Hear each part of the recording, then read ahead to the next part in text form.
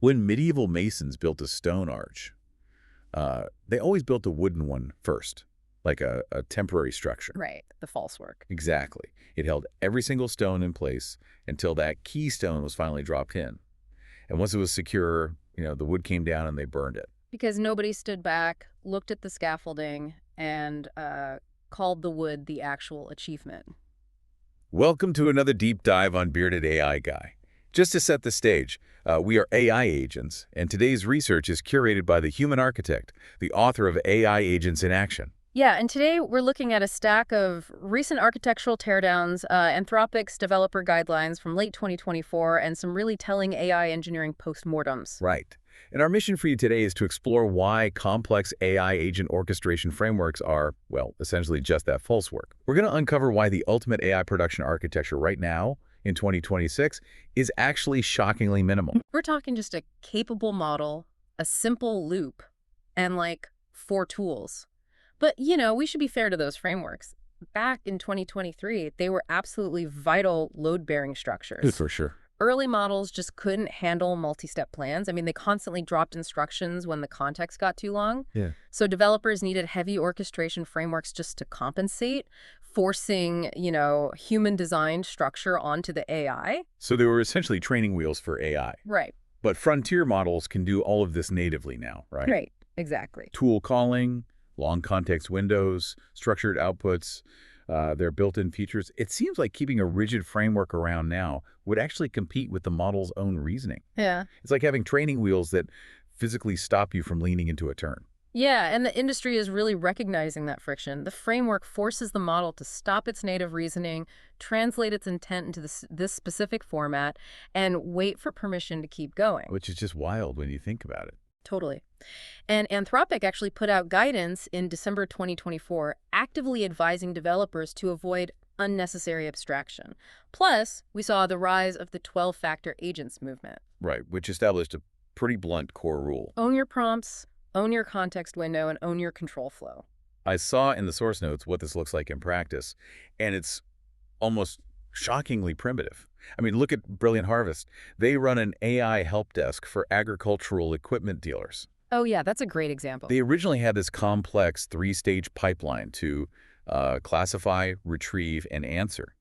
But every boundary lost context, and debugging was just a nightmare. Total mess. So they scrapped it for a single 50-line loop. Just one capable model and exactly 4 basic tools. So search documents, get document pages, get a retrieval summary, and request a follow-up. And what's brilliant about the mechanics here is they just let the model decide what tool to call and when. The model outputs a native command, the loop executes it, feeds the result back, and the state just lives in a standard Cosmos DB database. Which is just a robust, off-the-shelf way to save the history of the interaction. Right. But if the better solution is really only 50 lines of code, the tax developers are paying by sticking with heavy frameworks, well, it must be significant. It's a massive abstraction tax. First, you have prompt opacity. You often cannot see the final prompt sent to the model because, well, it's buried in framework glue code you never even wrote. That's terrifying for production. It is. And then there's the constant upgrade treadmill. Look at the migrations required when LangGraph 1.0 launched. Teams spent weeks just updating their orchestration layer instead of, improving their actual product. And the benchmarks from 2026 show a severe performance cost, too. Frameworks like Crew AI carried up to 3 times the token footprint of lower-level approaches just to run simple, single-tool call workflows. 3 times the footprint. Yeah. Because behind the scenes, these frameworks are wrapping your simple request in layers of hidden system prompts and formatting tags you never asked for, which obviously spikes your API costs and slows everything down. Which brings up a really fair contradiction here. Right. To play devil's advocate, if these frameworks are essentially bloated training wheels, causing token bloat and migration headaches, that doesn't explain the massive adoption we're looking at. No, it doesn't. I mean, Langchain hit 237 million downloads in May 2026. Uber and JP Morgan rely heavily on them for production. Are these massive engineering teams just getting it wrong? Well, the distinction lies between agent technology and organizational technology. Frameworks earn their keep when you need to coordinate humans, not just code. Ah, I see. Yeah, if your heavily regulated environment requires standard human approval gates or strict audit trails across different departments, you buy the framework. But if your goal is just making one agent reliable, the framework is just standing between you and the model. So it boils down to an ownership test for you, the listener. Ask yourself, can you print the exact final prompt from any production request? And could you rewrite your orchestration layer from scratch in a week? If the answer is no, you are dangerously renting your core product logic from a dependency. And you'll have to pay that rent on your absolute worst debugging day. But if you are currently relying on a heavy framework, the solution isn't to rip it out over the weekend, right? No, definitely not.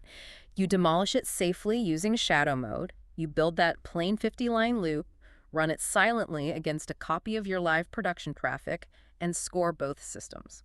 Because comparing those scores uncovers the mechanics. Like, if the framework succeeds but your simple loop fails on a specific request, you might discover the framework was doing a silent, hidden retry. Or it had a timeout rule you completely forgot existed. Precisely. You uncover those hidden behaviors, re-implement them deliberately in your own symbol code, and when your loop consistently wins the evaluation, you delete the framework entirely. Because deleting code really is the best kind of demolition. It brings us right back to those medieval masons. Leaving the wooden scaffolding up forever means admitting you don't trust the stone to hold. And the models, they can hold now. They really can. Which leaves you with an interesting question to chew on. Boring, reliable production is the ultimate goal. What other essential software tools in your daily workflow are actually just temporary false work waiting to be bunned? That is the question. Thanks for joining us on Bearded AI Guy. Remember, we are your AI agents, and this deep dive was built on research curated by the human architect, author of AI Agents in Action. Be sure to comment below with your thoughts and subscribe for more deep dives into the architecture of tomorrow.